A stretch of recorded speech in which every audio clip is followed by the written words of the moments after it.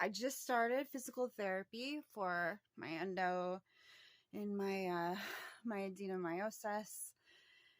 And I'm trying to be really hopeful about it. They just talk about, proper nutrition, and I mean, it's just basic stuff, right? Make sure that you're getting a little bit of exercise. And even if you can't do your 2 miles 3 times a day, then at least go for like 10 minutes. No excuses. I live right around a cul-de-sac. I should at least be able to go around there once. So, can't beat myself up too much though, because then it's discouraging, right? So, it's balance. And balance has been tough. My mom, she had a fall on Friday, and it was a bad one.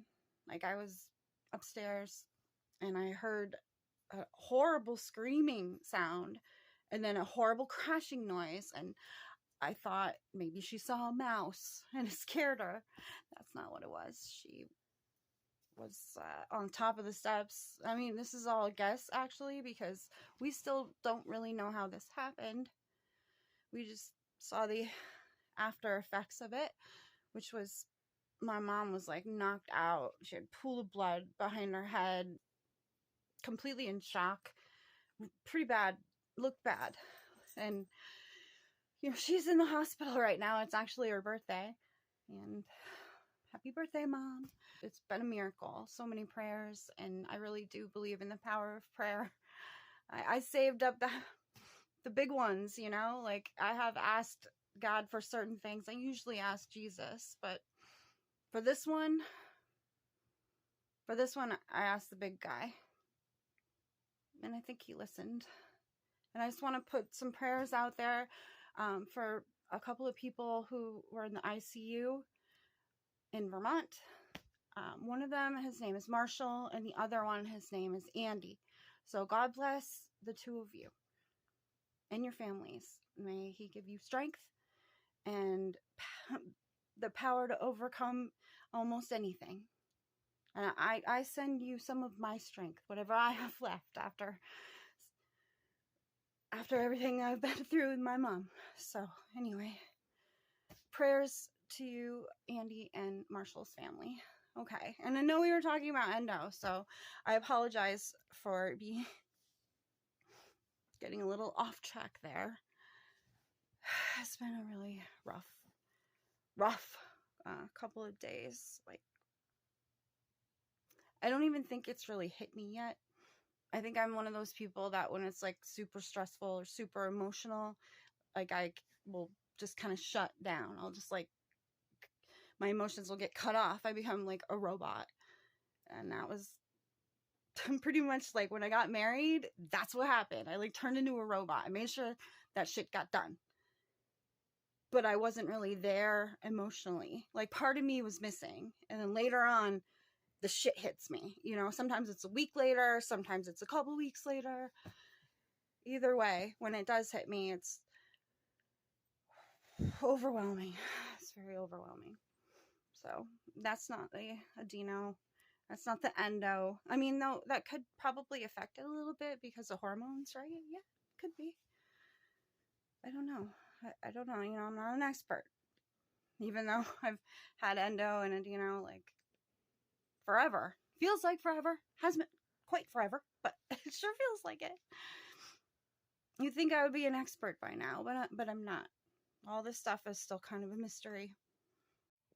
So many bags under my eyes because I haven't really slept properly.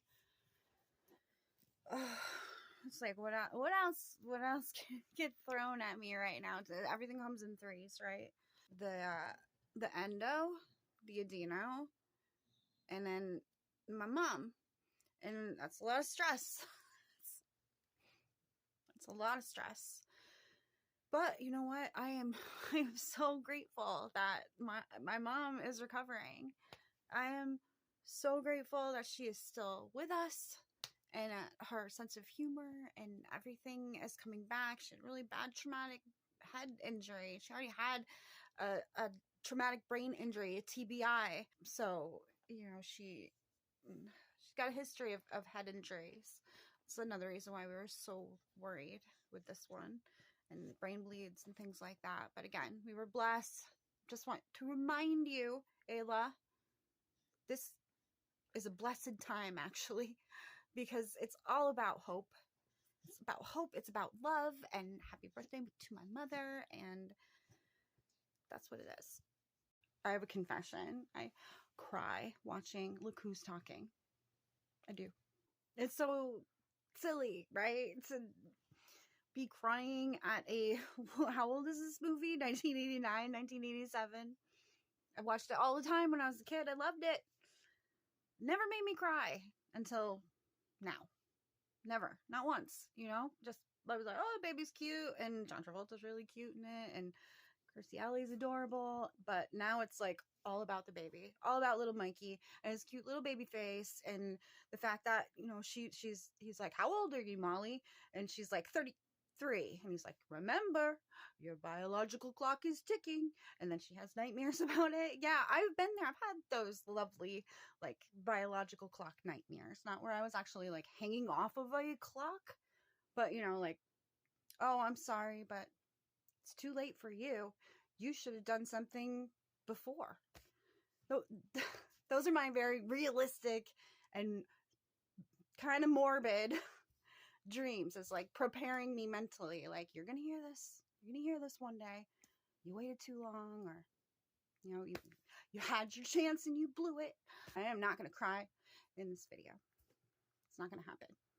I already cried today during Look Who's Talking. No. Let's see if I watch it again. Actually, no, you know what? Maybe I try Look Who's Talking too. If that one makes me cry, then I got a problem.